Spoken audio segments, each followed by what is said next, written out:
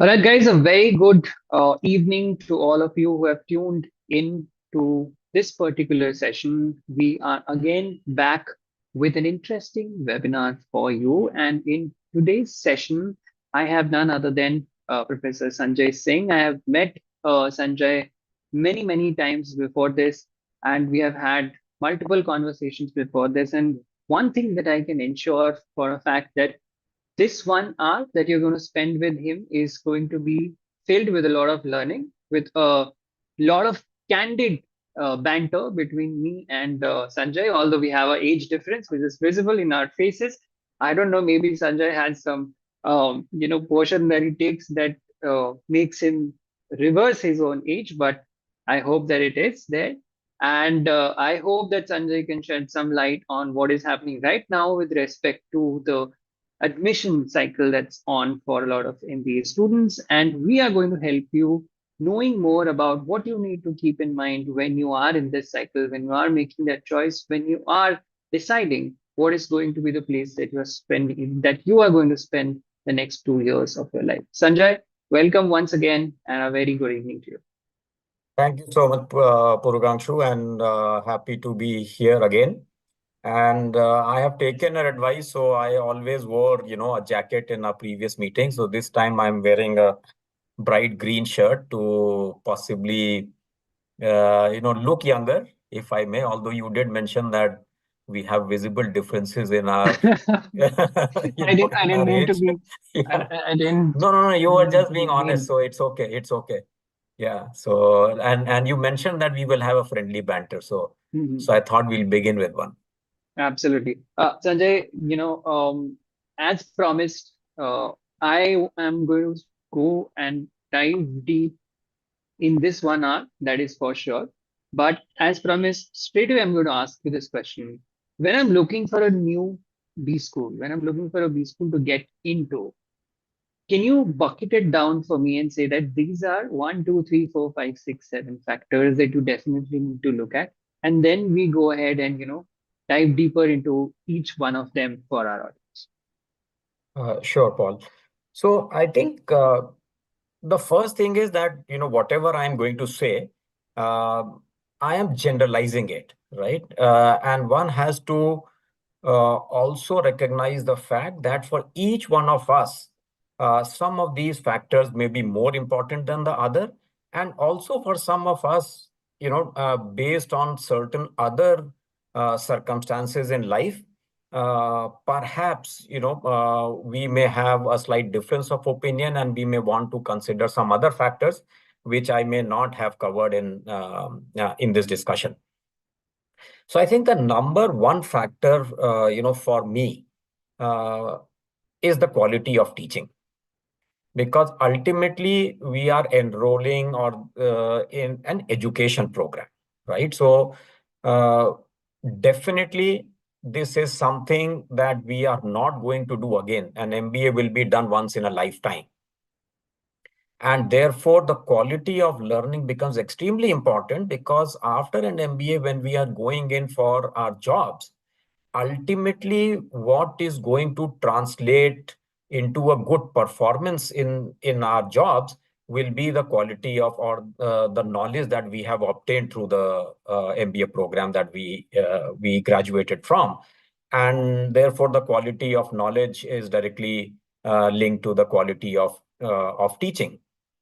And the quality of teaching can be broken down into two buckets. One is the quality of faculty, which can be seen by their pedigree. Where did they do their PhDs from? What has been their education? What has been their research publication track record? Right? For practice professors, what has been their professional experience.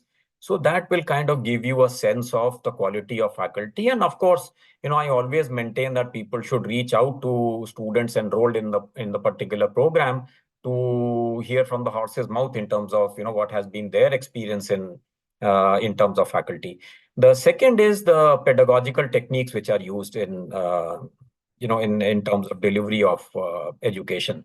And for example, there are things like case studies, there are things like lectures, there are projects which are done, right? So what are the techniques which the school uses to impart education is clearly one of the things which becomes extremely important. And in my humble opinion, I think schools which use a case study methodology uh, fare better because they expose the students to real life situations which have happened in business, and what were the outcomes, and we learn equally from failures as much as we learn from successes. So, and the case studies deal with both these aspects, right? Some cases will talk about successes, some cases will talk about failure. So quality of education is definitely number one. The second thing, definitely, which is important, is the brand of the school, right? So, if we look at it today, the IIMs have a very strong brand. And I think last year also, I said this and I'm repeating it. If people have an offer from some of the top IIMs, right? I mean, there is no question they should just go ahead and join those schools, right?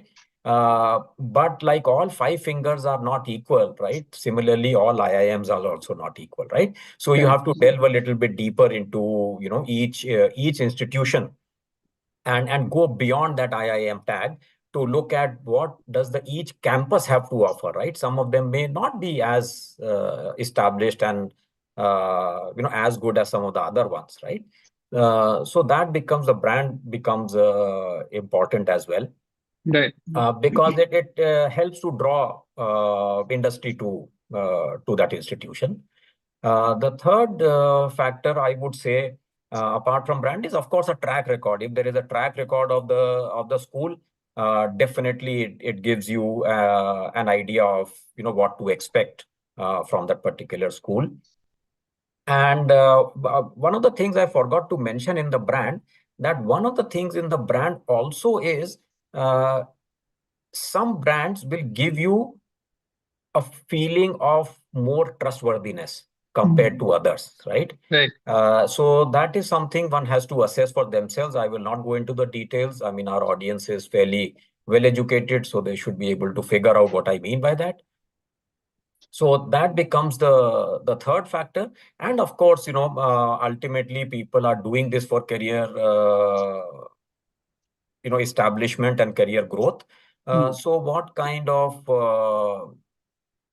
students come for placements, what kind of roles are offered on campus. I mean, that also becomes an important factor when one is looking at some of these things.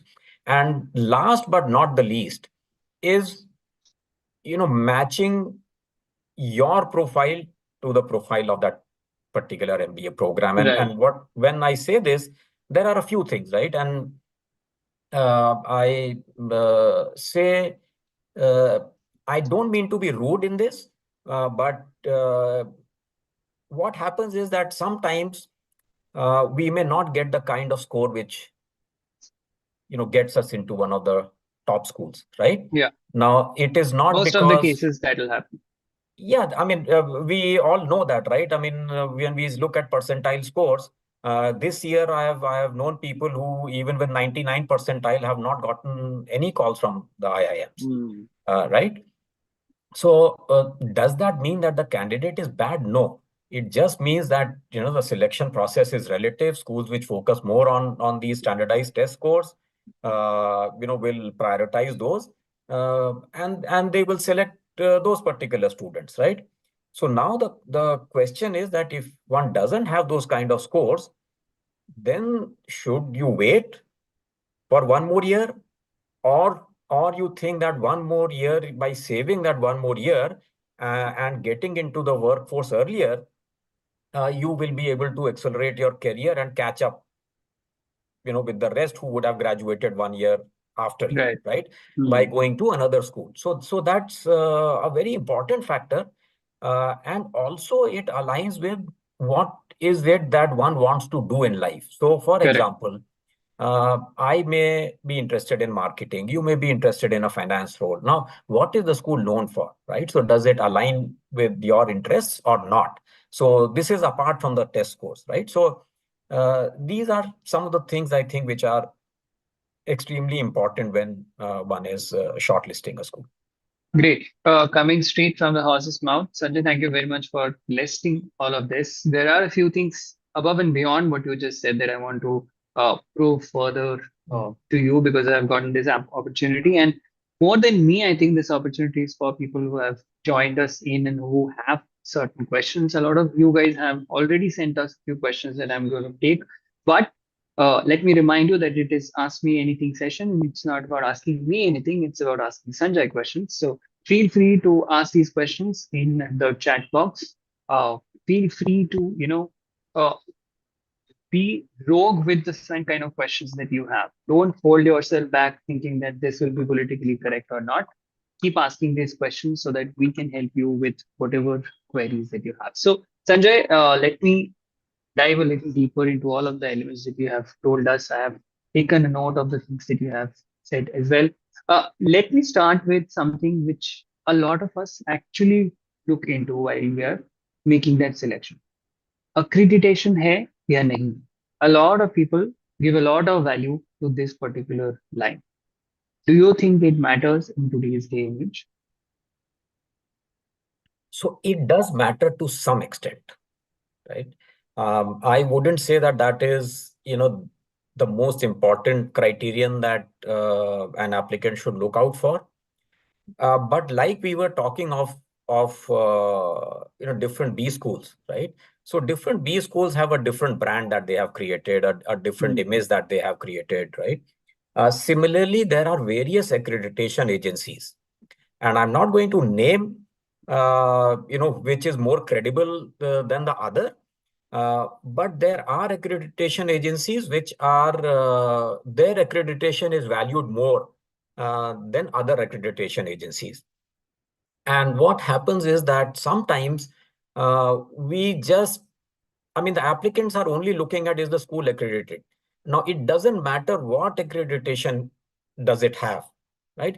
And similarly, many accreditation agencies also go through an evolvement process, right? So they will start with something, it will be imperfect, then they will improve upon it the next year. So it takes them, maybe over a decade to kind of establish them credibility with their accreditation. But there are various accreditations which are there, and the ones typically which are meant specifically for B schools are AACSB, Equis, and AMBA. These are the three accreditations which are globally accepted. And I'm not going into only Indian accreditations, but I'm talking of global accreditations. And Right. there also, things vary, but basically what an accreditation does is basically it tells you whether that particular school has robust processes to manage its admissions, to manage its placements, to look at quality of faculty, quality of teaching, are they adhering to the learning goals or not. So basically, but it will not question, uh, you know, the definition of the process. So Hmm. if my process says that I will only admit people based on their GMAT scores, I will not look at anything else, Yeah. right? As long as we are following that, accreditation agencies will be okay, right? Hmm. But if I say that I'm following a profile-based admission, so I will look at the GMAT score, I will look at their class 10th, 12th, undergrad scores, and I will also interview them, then they will look at whether I'm following this particular thing in my admissions process or not. Correct. But they Correct. are not going to question me, why did you take this person or why did you reject that person? As long as I'm doing what I have described in my process, they are happy with that. But it is a Hmm. good indication because it means that the school is adhering to certain norms. Individuals cannot exercise their whims and fancies to admit people who should not have gotten into the program, for example. Correct. Absolutely. Sanjay, you also mentioned very interestingly that students should know about the pedagogical techniques that is being used. So whether a case study approach is being taken or not, whether a B school is actually sticking to the kind of promises that it is making is happening or not. To know that, the only option probably is to, if you have a batch prior to you, to ask them, or maybe go there and attend one of these classes, right? But for someone who can't probably travel to make this decision to a particular institute, what are some of the ways to understand what exactly is the pedagogy of this institute? And can I take a calculated guess about it at any point for a preschool? Yeah, sure. So one of the things to do is to reach out to the school on the phone and speak to some faculty members, Hmm. right? And ask them that, in this particular course, which cases did you use? How many did you use, right? It becomes very difficult for faculty members, one to lie, and the other is, because if they have taught those cases, they will be able to rattle out at least some names, offhand. Right. So that is very clearly one way to figure out, right? Right. But mostly, I mean, there may be one or two new schools starting every year. So typically, Hmm. most schools would have some previous batches. So that becomes your best source of information. But if one is not able to connect to anybody, then I think the best is to straight away ask the school. And by talking to people, you can figure out whether they are sincere in their responses or not. Right. Hmm. So I would advise people to reach out. Unfortunately, many of us cannot also broadcast the classes live, right? Otherwise, people would have had a chance to do that. But if you are investing, I mean, most people will invest 20, 30 lakhs, some maybe even beyond that on an MBA education, right? So, and I know that a lot of them even pay, maybe 50,000 to 3 lakhs of rupees to admission consultants as well, right? Hmm. So while they are doing that, I think it is worthwhile to spend another 40, 50,000 to go and visit, the three or four schools that you think Right. are in the top priority in terms of your choice. So it will be a worthwhile investment in my opinion. Great. One caveat from what you Mm. said, Sanjay, you said that you can't live stream your classes, but uh, you can call us and we will go on campus and we'll shoot one of these classes and we'll definitely put that up on our channel. And I want to tell our audience that this is something that we have done also extensively, so they can check that out and keep an eye on that.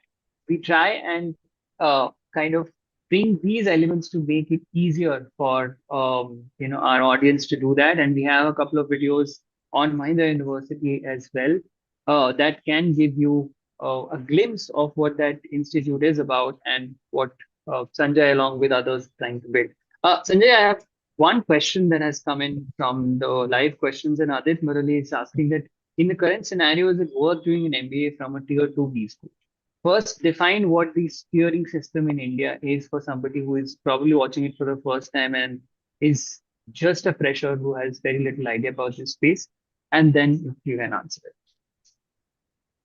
So unfortunately, I cannot define what is a tier one or a tier two school.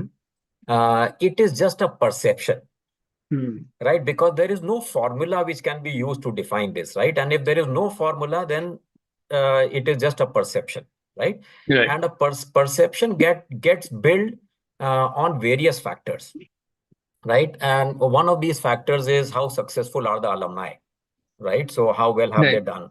How good are the placements? Unfortunately, in India, at least, these are the only two factors which are used, right? Hmm. Globally, people look at the brand of the school and faculty more than they look at placements, because a lot of these schools don't very actively provide placements. There are companies which come in for placements, but the school is not reaching out and their target is not to achieve 100% placements, because they know that if they have given good quality education, their students will find a decent enough job Right. by themselves, right? So, but basically, these are the kind of things, and sometimes it is also the amount of advertising that a school does, which Hmm. can also help create, aid to this building of a perception, right? So, some are based on real facts and data, and some are based on slightly fuzzy things like advertising and uh, the quality of teaching, etc., which are difficult to quantify. But Hmm. if you look at India, and I'm kind of sticking my neck out, right? So I think there are four IIMs which are considered tier one, and maybe ISB. So not maybe, I mean, ISB is definitely clearly amongst the top five institutions in India, if not the top. So clearly they come stand out as tier one institutions, right? Right. because of the kind of placement statistics that they have, the kind of brand that they have built for themselves. So typically, people will consider them to be the tier one institutes. The other ones then become the tier two Hmm. institutions, and then some people also have another tier called a tier three, kind of an institution. Right. Now, I have this is purely my personal view, but like I said, each individual on her or his own. My sense is that a lot of us have a fair idea about our own caliber and capability, right? So when we are appearing for a standardized admission test like GMAT or CAT or GRE, now let's say I'm just picking up a hypothetical, number. Let's say I get 80 percentile in CAT, right? Hmm. Now, or I get 90 percentile in CAT. Now, very few of us uh, understand that this is not really my true potential. I can actually get a 99.5 percentile, with proper preparation, because this time, because of some reason, I couldn't prepare well, right? Right. Now, if I have that confidence, right, and I know close to 100% chance is that I will get that particular score, then it makes sense to wait for a year. Hmm. But if I know that I will increase, maybe if I work hard, from 80, I will go to 85 percentile. Then I don't think it's wise, because you will have to wait one more year. And typically in India, the admissions tests are held only once a year. So you have to wait one more year, then you have to look at your results. And unfortunately, for whatever reason, if that year also the score is not that great, then what do you do? Then you wait for one more year. So this becomes a never-ending cycle. So if we Hmm. realize our true potential and say that even with some more effort, I will not be able to substantially increase my score, then my sense is don't waste a year, right? Because Right. if you look at the differential between the so-called tier one and tier two schools, the differential in time, in terms of the kind of jobs, in terms of the kind of companies coming, is not that great. Hmm. And even if there is a difference, to some extent, what happens is what people know are the placement statistics, which is the first job out of campus. Hmm. But that's not the job that people will have for life, Correct. right? And typically, based on our performance, people switch companies, they get promoted. So all those kind of things. So that one year, that one is losing out in the job market, you are losing 1 year of work experience. Hmm. And that work experience, it is an exponential growth that one sees, typically after an MBA. And then your post MBA hikes and those kind of things will happen on your post MBA salary, Right. right? So if you keep on waiting for 1 year, 2 years, etc., uh, in majority of the cases, it is not a good strategy. For some cases, like I have already said, I think it makes sense to wait for a year if we know for sure that we can definitely crack this 99.5 percentile and above and get into a tier one school. Right. I have seen people waiting for 4 years, 5 years in order to get into one of these tier one B schools that they call, and believe that their life is set once they get in one of these. Uh, what I want to know from you probably is uh, just give me 1 minute. Huh? Just give me 1 minute. You can continue with this question that we left, which was about the tiering system of the B schools. And the question that probably was is I forgot the second part of the question. Um, The second part, I think, said, should we join a tier two school?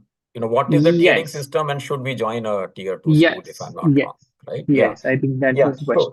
So Just that's I will okay. be back. I Yeah. have someone at the door. I'll be No back in a worries. minute. I will continue to respond to that question while you are gone.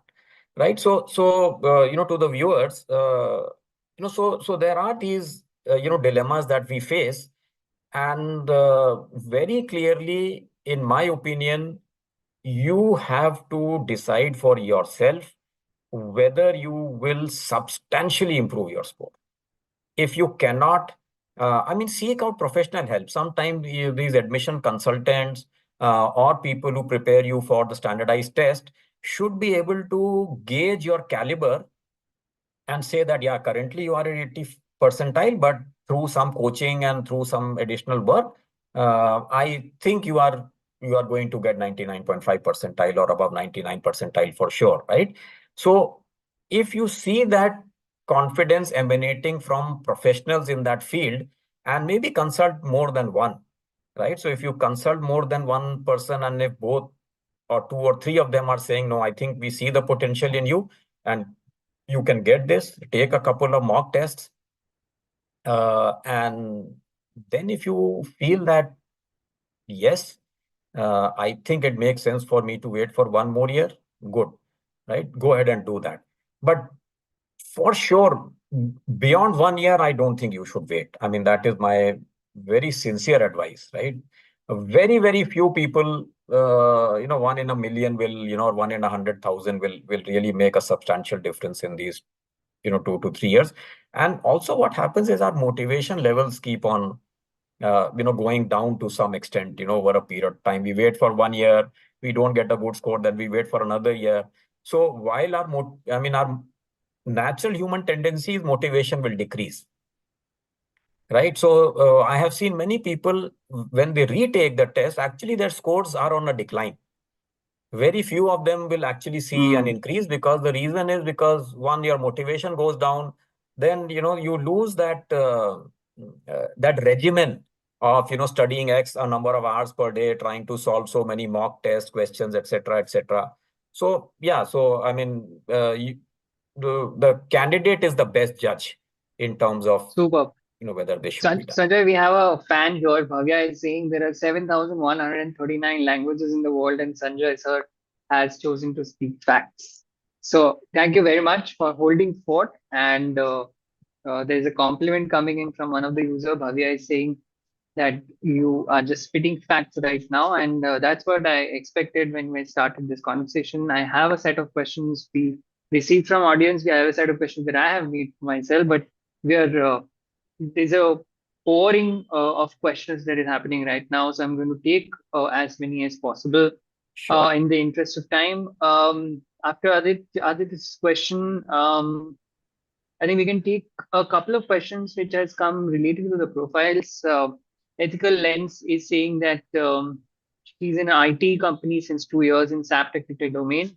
They want to make a career switch to ops. Should I work in ops company with low CTC, or doing an MBA for 2 year worth the career switch? If we can keep these answers not very long, Sanjay, we can take more and more Yeah, questions. Yeah. sure. Sure. I think that depends on, if you want to move into ops, and if you are getting a good opportunity, my sense is, move into ops. That will be a better option for you. But if that opportunity is not presenting itself, then an MBA becomes the right choice. And the last alternative is move into ops, then you do an MBA, and then get into a better role in ops as well. Mhm. Right. We talked about profile, and Ayushman Panigri is interested to know that how to improve the profile. I think this is something that a lot of people ask us also, and a lot of people that probably come to you and also for guidance seek help for. Uh, you know, scores to aage. Now you can't change that in 10th or 12th. The only thing that you can change probably is the additional thing that you are building your profile to. Mhm. So, कैसे बनाए profile in your opinion? Yeah, I think an excellent question. And, my biggest disappointment today is that people don't read the news. Hmm. Okay, and I think you have been in enough sessions where I have stated this Yeah. fact. Yeah. So the thing is that, when we are looking to do an MBA, right, ultimately we want to work in organizations, and when we work in organizations, you cannot be oblivious of what is happening in the world, because everything happening in the world has an impact on the company that you work for. And if it has an impact on the company you work for, and if you ignore that in your decision making, then you are not going to be successful in that particular organization or that role. So the first thing I advise people is start to read. And when I say start to read, it is not just about business news. Of course, you should read business news, but political news is extremely important, because politics impact business the maximum, right? So what is happening across the world? What is happening in science and technology, because it can disrupt your current business. right? So you should understand what is happening with science and technology. And in terms of, what else can you do to showcase that you go beyond your grades. So, for example, and often I have seen people try to say, I work for this NGO, that NGO, right? Something they will put, but which is not a reality, right? They will Hmm. put something, but they get caught in the interview, right? So you actually start doing something. So if there is an hobby that you have, and by the way, hobby doesn't mean maybe two things about that particular thing, right? So, for example, people say, I do photography, and then I say, what do you do? Oh, I take my phone and on birthdays I click the pictures, right? So that is not a hobby, right? So there is nothing wrong with people are doing that, but that's something that you do because people ask you to do that. When you say hobby, it means you are seriously interested in understanding more about that area than an average person would do. Hmm. So then you should know what an f-stop is, what is what does an aperture do in a camera, right? When you change all these things, how does it impact the picture that you click, right? So, and then you can take some pictures, maybe create a site on a Google Sites or a Wix or something where you can showcase some of the pictures that you have clicked. If you are Right. working for an NGO, take some pictures from there, put it up, right? So that you add credibility to what you are Hmm. doing, right? Hmm. If you are playing sport, right? So be an active participant in that sport, but not just playing. You should also have some kind of an understanding of what is happening with that sport around the world, which are the Right. better teams in Hmm. that, who are the big players in that particular sport, right? So your profile is built on one, your interest, what is it Hmm. that you want to do, and how are your activities aligned to what you want to do. Right. Right. So I'll give you another example. Sometimes people may say that I want to go into business analytics, but Hmm. then everything that they put in their profile is related to painting, Hmm. right? It may not add to the whole storyline that people are saying, Correct. right? So build confidence, work on your communication skills, read a lot, and pick up activities that you think will showcase talent that you have, which is other than what your academic grades will tell us, Correct. right? So if you are a creative person, show something that says that you are creative. Hmm. Right. Sanjay, as I mentioned again, a lot of question. Umesh is asking 10 plus years of work ex. What can be the preferred MBA for someone like Umesh? Is it executive MBA that Umesh should go up and take, or is it the normal 2 year MBA that will suit for him? So, Paul, since you have said my answer should be short, I will keep it very short. And Umesh, don't do a full-time MBA. With 10 Hmm. years of work experience, you will struggle to find a job after that, because companies, when they visit campuses, they are looking at a younger talent. Hmm. And, they will not have an opening which is suitable for you when you want it, right? So my sincere recommendation is look at an executive MBA. And when I mean an executive MBA, I mean the global definition, which is you continue to work and you do an MBA program where there are in-person classes, right? And in Right. an MBA program, I feel online classes don't help because a lot of learning happens through peers and Hmm. interactions, and in the evening group projects that you do after classes. Yeah. So there are, in my opinion, there are, three good executive MBA programs in India. I am not going to name them because, for obvious reasons. But do Conflict your of own, interest. Hmm. yeah, but do your own research. And I can tell you that a lot of times people think that because there are no placements in executive MBA, I should not do that. In Hmm. my opinion, I have been running executive MBA programs for more than 25 years, except for maybe people I can count on my fingertips. Everybody has seen phenomenal growth in their careers Right. after an executive MBA. Super. Okay. Next question, I think, is from forgetting, and there's a lot of them here. Okay. Pramath is asking, I'm working in hardcore mechanical core industry, want to pivot to supply chain management. Will MBA be the best option for that? Is there any other way for someone to switch gears in their careers, Sanjay, or is MBA the only route through which they can do it?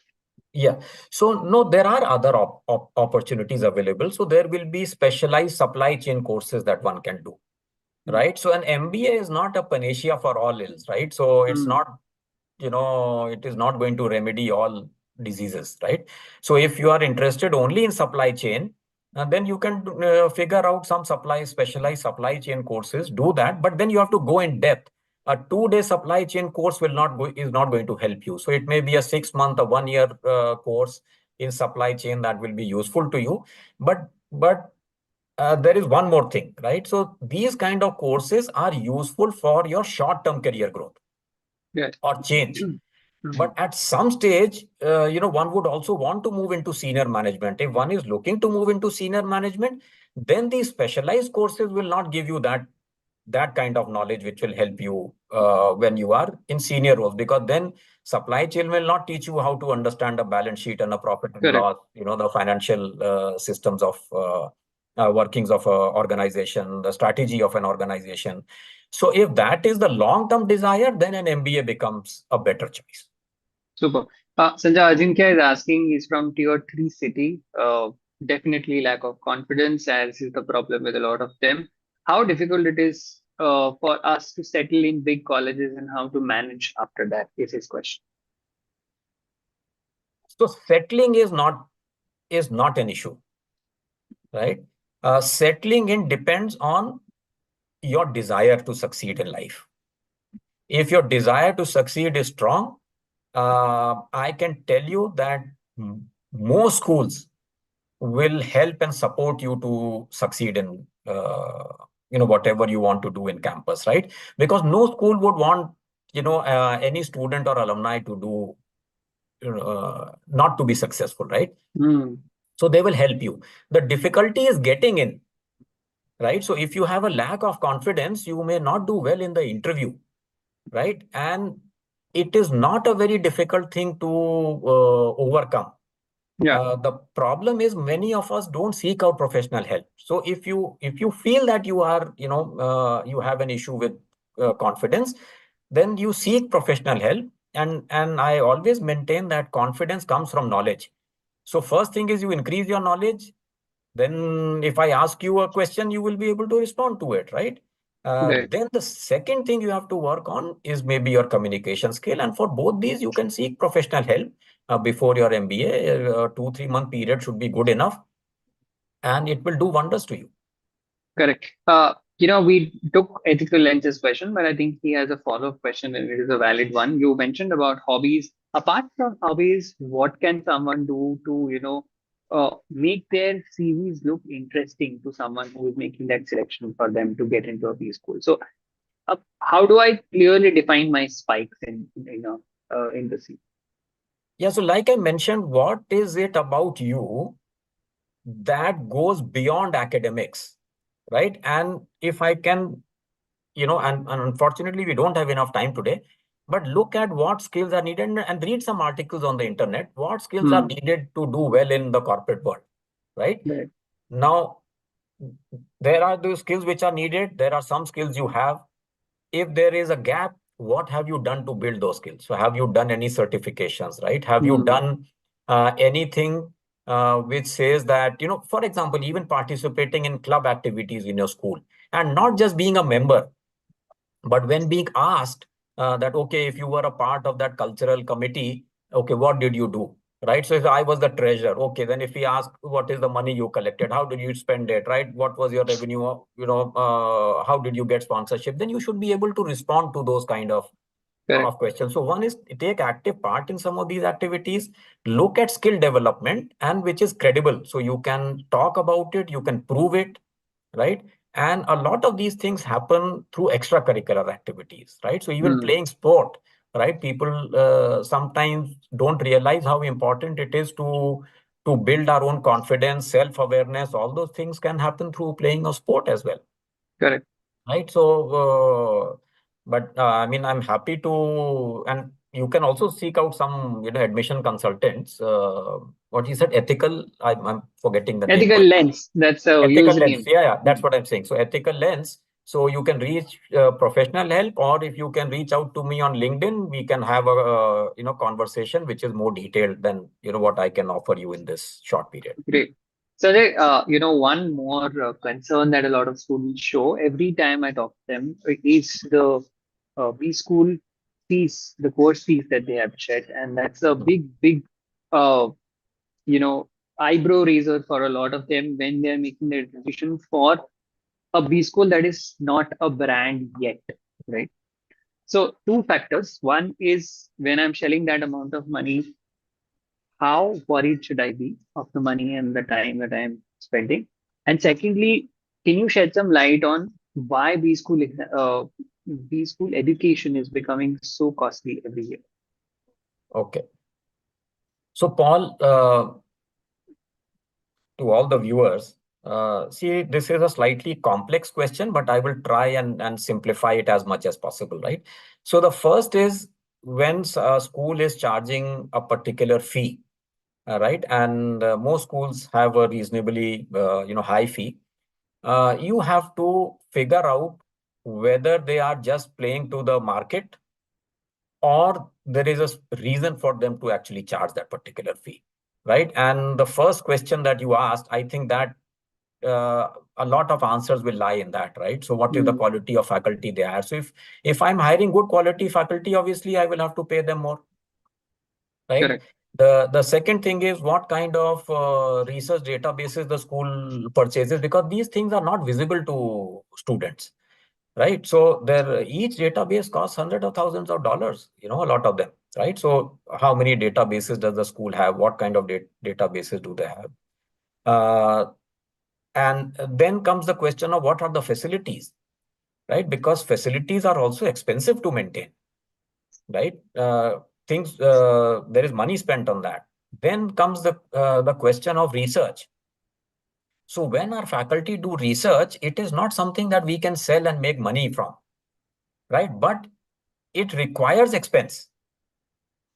So where do we get that expense from? Now, Mm, while we are not for profit, I always maintain not for profit does not mean for loss, because if we are for loss, we will cease to exist. So correct. while the intent is not to make a profit, we need to recover the expense. So where will the Mm, research cost be recovered from? It will be recovered from the fee that we charge. And how it helps the student is because the faculty who's active in research actually brings that most recent knowledge to the classroom, because they are currently working on that particular problem. mm, So to write one research paper, they have to read at least 100 200 papers. So just imagine the kind of knowledge they will obtain just by reading so many papers, right? Then comes the question of if we use case studies, right? Each case study costs around $5 6 per student, mm, per case, right? So the ethical schools, actually pay for these case studies for every student that is there. Now, if a school is making photocopies on the sly, distributing it to the students, that should speak a lot about the school itself, right? So these are the factors where, because of which the cost of an MBA program goes up. Right? I mean, I can speak for us. We don't make any money on the MBA program. We are losing money currently, right? mm, But even if when we start making money, it will go towards funding of research projects. Now, is it a waste? No. I mean, until and unless you make a really bad choice about choosing a particular school where you have overpaid a lot over a period of time, right, you will notice that you have gotten more than substantial returns for the investment that you have made. great. Thank you very much for that detailed answer, Sanjay. I think that was really helpful for a lot of students. Ray is asking in which year should I start preparing for CAT? Is it the first year or the second year in their college? I'm assuming that Ray is a graduation student who has a 3 year graduation degree. Uh, is Yeah. there is there a right time for someone to start preparing for one of these examinations, and is it necessary to depend on these entrance examinations for getting into a good B school? Yeah. So the right time is primary school, because that's where our foundation, of knowledge is built. But on a more serious note, I think maybe a year before you want to take that exam. Hmm. Because otherwise what happens is if we give too much of a gap, we tend to forget some of the tips and tricks. So one is the basic foundation of what you need, but then there are also tips and tricks which are used to answer those questions in a very short period of time, so that knowledge may become rusty. So my sense is, maybe just a year before you want to appear for, so if the cat is happening this time in November, then maybe January would have been the right time. Even now it's not too late, but ideally a year before, because if you also have full-time studies to do, in your third year, so you will not be able to spare that much time every day. So therefore, you will have more time on weekends. So I think a year is good enough. Another thing I wanted to also share with the people is that aside from CAT or one of these tests which happen once a year, you may want to look at the GMAT. I know it's slightly costly, but you can take it any time that you want. So sometimes, you save a year or more than a year just by taking it when you want to take it, instead of waiting for one more full year to take a test. So a lot of times we miss these nuances when we are making a decision to appear for a test. Great. GMAT test taking body will be happy to hear that from you, Sanjay. And I am going to move on to the next set of questions that I have from people who have registered and asked these questions very quickly. Aish Sharma is saying that what are the prerequisites of MBA? And that's in tandem with a question that has come from a user named not an influencer. What are the pre-MBA work that needs to be done by an engineering who is getting into an MBA? Is there a set pattern through which you have to unlearn certain things and then get into Yeah. one of these courses? Yeah. So in terms of pre-MBA work, I think there are, I would say, two critical things, right? One is increase your general awareness. I cannot harp enough on that, right? Yeah, Read as widely as possible on variety of topics.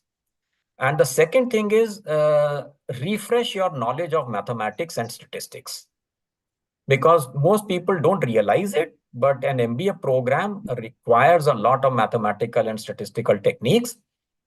So if you refresh your knowledge of mathematics, and we don't need geometry, trigonometry, but basic arithmetic, algebra, and basic statistics, if you do that before your actual classes start, I think you will ease into the program much quicker than you would have otherwise. So I think those two would be the only requirements. Beyond that, uh, I don't think one really needs to worry about learning strategy or finance or any such thing. That we will teach you.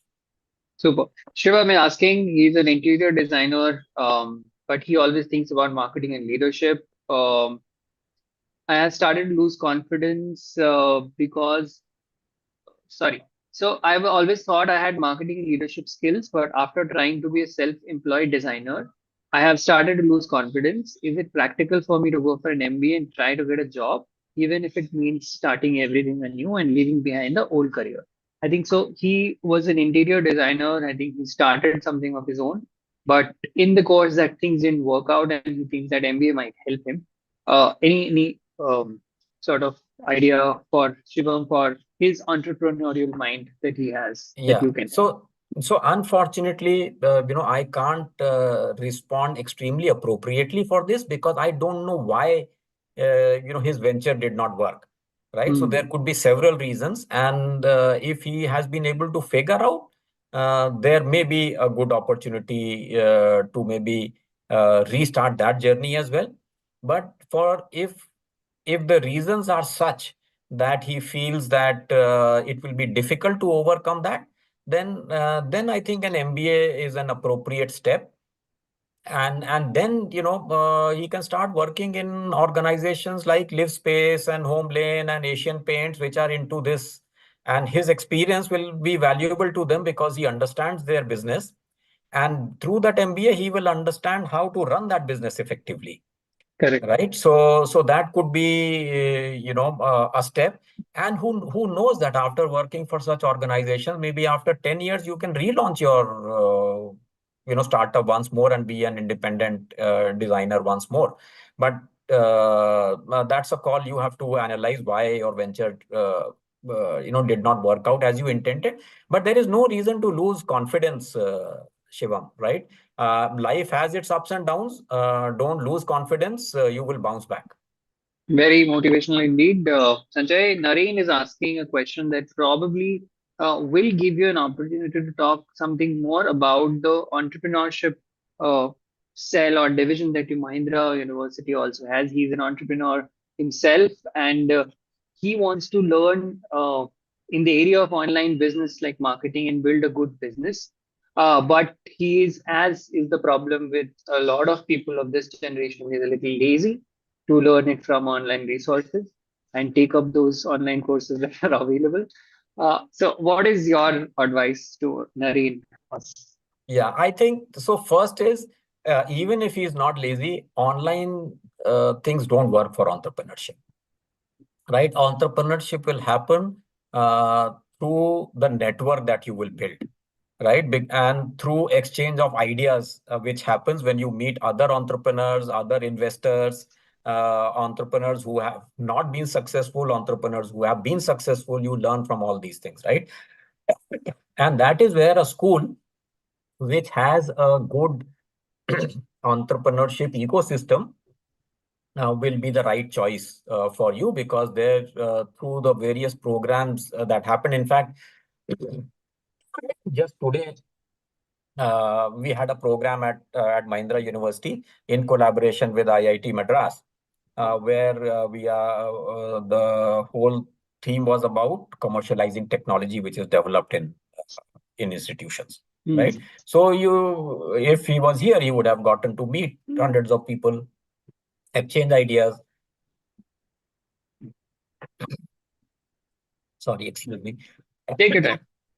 Yeah.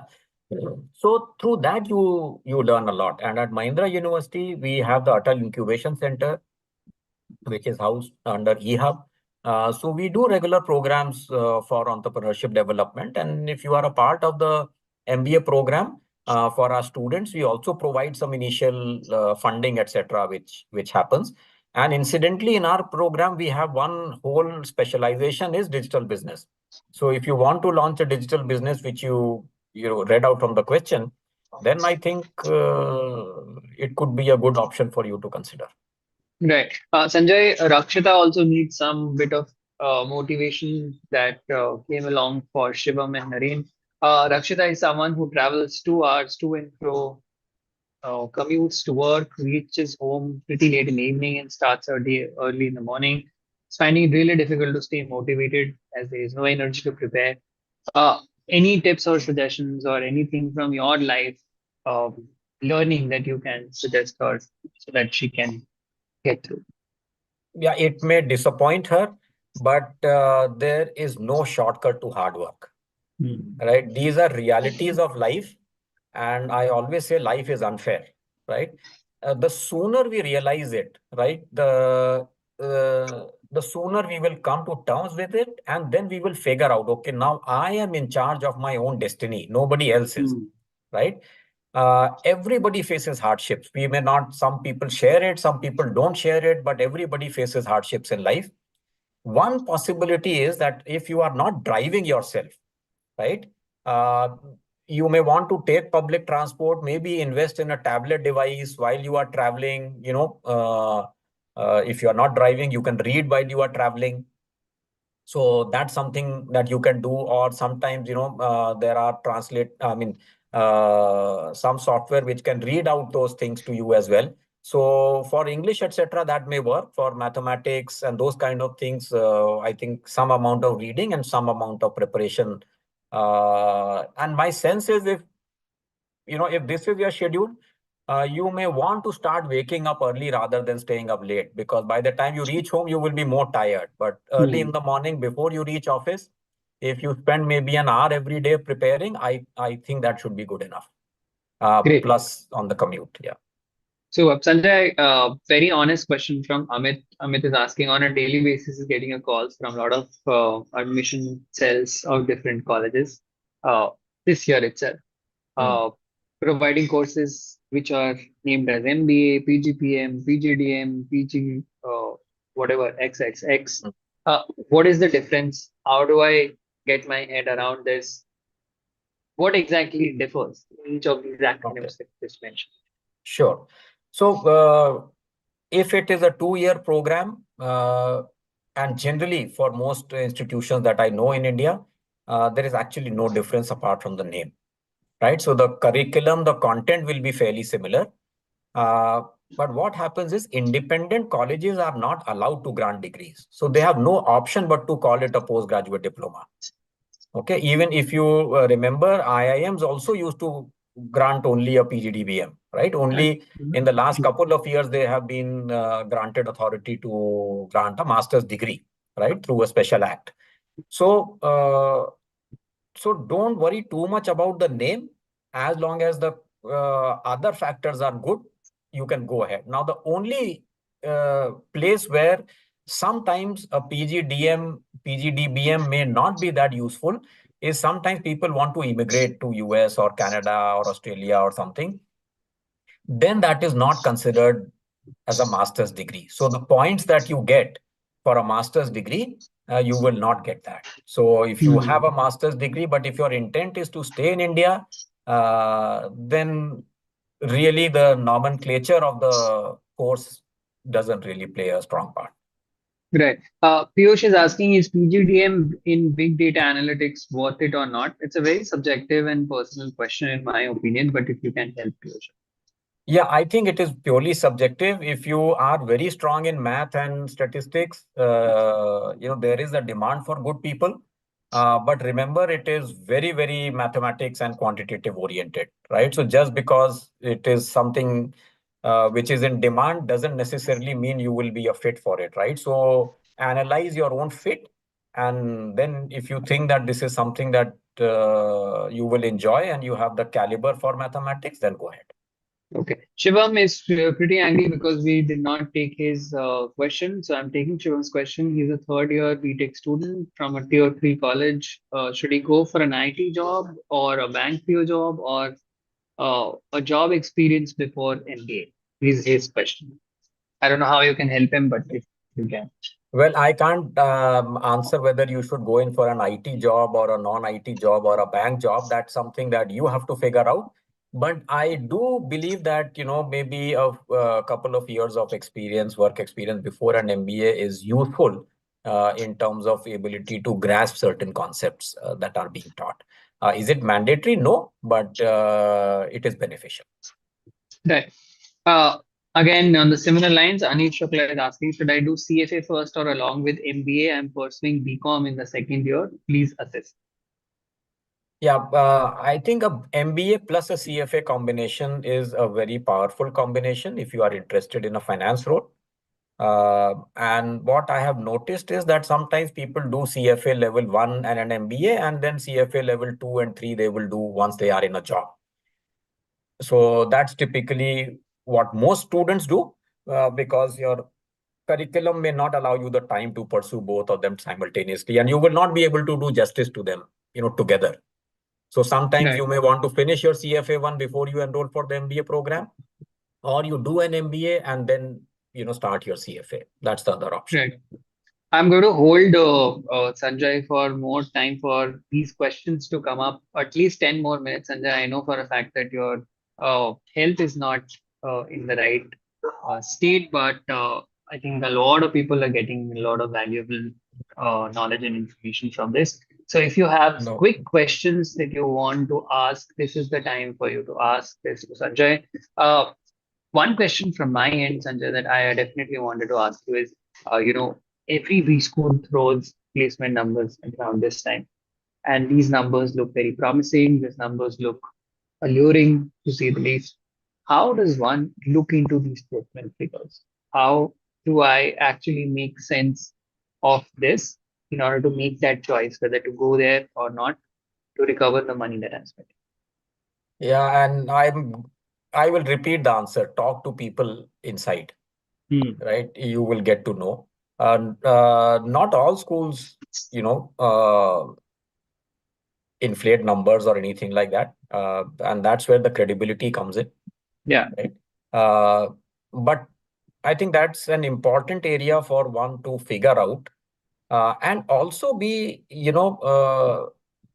update yourself of what a CTC is, right? So CTC is not your in-hand salary, right? So remember Hmm. that, right? CTC is cost to company. So whatever the company is spending on you, it may be health insurance, life insurance, they will be paying the premium for you, but you ultimately they are spending it on you. But that is not what one gets in hand. So also be aware of what CTC means, and therefore the actual amount that one will get is will be lower than what the CTC is. But ultimately, that is what the company is spending on you. And look at, uh, when you speak to people, you will figure out whether they are, hiding some numbers or things like that. But most credible schools will not resort to these kind of things. Right. And in your opinion, since you were with ISIC for the longest time, do you think that schools, B schools in general, which emphasize more on profile-based selection, do better in the long run? Not necessarily, because also the kind of roles people get into are very different, right? So, I mean, I'll give you an example, right? So, if I'm looking at a profile-based admission, I have admitted people with 50 percentile scores also, but they are phenomenal otherwise. So, we were Hmm. talking of profile building, right? Now, these are people who don't want to go into a business analytics or a finance role. They want to go into a marketing role. Now, there you don't need a lot of mathematical and statistical and financial knowledge, right? So in that context, a slightly lower, test score is not going to stop their rise in their corporate career, right? Right. Because the skills that they have match with the role that is in question. Okay, so that's where I think the admissions team plays an important role in being able to select those right kind of people, and also for the candidate to realize that if there is a particular school which is, looking for only a certain kind of person, will I get a career of my choice from that particular school, right? So that's an assessment that individual candidates have to make. But I think both kind of schools, the alumni are fairly successful. If the curriculum is good and the faculty is good, then people will succeed in life. Super. Ritik has asked one question. He's asking, you mentioned about communication skills, but do you think being good at writing is also necessary for someone who's joining a B school? Or is this Absolutely. something that, Absolutely. Right. And if I may, right, my pet peeve is everybody going doing an MBA wants to be a consultant or an investment banker. hmm, Right. hmm, So especially if you are into consulting, right, when you are writing reports, when you are creating PowerPoint presentations, right, your writing skills become extremely important because you have to communicate something to somebody who is not there to ask you questions, yeah. right? So it is only a one-way communication, and to do that you have to be crisp and very, very clear in terms of what you want to communicate. So writing skills are definitely important.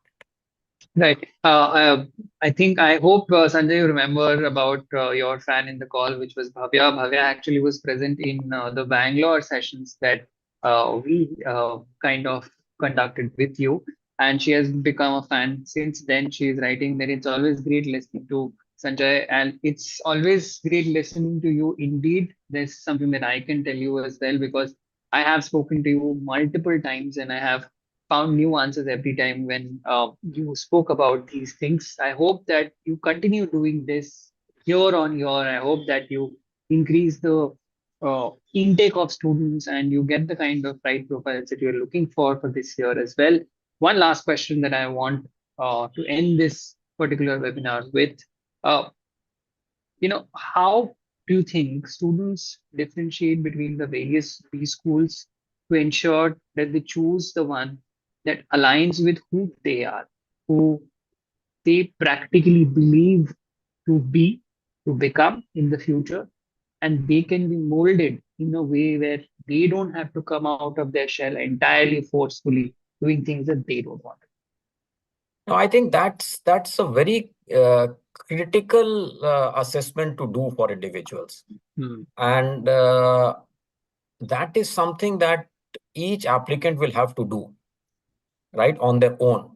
And I always maintain that we should spend some time with ourselves trying to understand who we are. So don't follow the herd mentality. Everybody is applying there, I will apply. Everybody is doing this, I will do that, right? Try to assess for yourself. And one of the things I advise people is it is best to write things down. Don't do it in your head. So take a piece of paper, or if you want to type it out, that's also fine. But write down what you like doing, what you hate doing, right? What are your strengths? What are your weaknesses? If you say something is your strength, how do you know that that is your strength? Is it just your perception? Or can you prove it with examples that this is my strength? Hmm. Right, so those things are extremely important. And in fact, I'm sorry, I was told not to pick up my phone, but I have to, because there is something I read very interesting today. It is called Kidlin's law, and it Hmm. states when you write down a problem clearly, the matter is half solved. Hmm. Okay, so the thing is that writing down things and then seeing that, okay, these are the 5 schools or 8 schools or 3 schools which kind of align with what I want to do, and their admissions team, their faculty, their curriculum, uh, it will only foster the strengths that I have. I think that is extremely important to put that down on paper and do that exercise. Great. Lovely talking to you once again, Sanjay. And I hope that our audience who has listened to this conversation for almost an hour uh, got something back today and will get something back when they look at it later on our channel.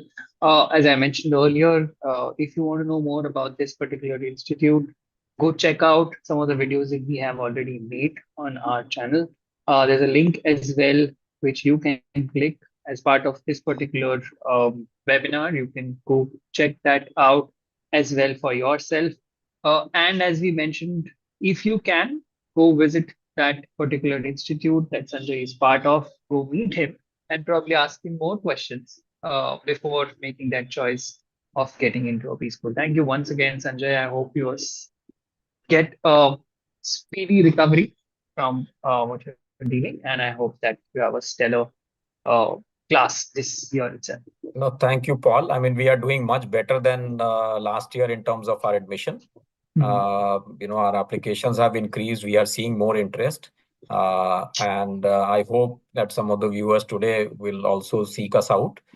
And you mentioned about commitment and brand, right? I mean, one news which came out today, I don't know if you have read that our Chancellor, Mr. Anand Mahindra, has pledged 500 crores to the university. Wow. Okay, so he is giving 500 crores to the university, and it clearly indicates, what we want to build.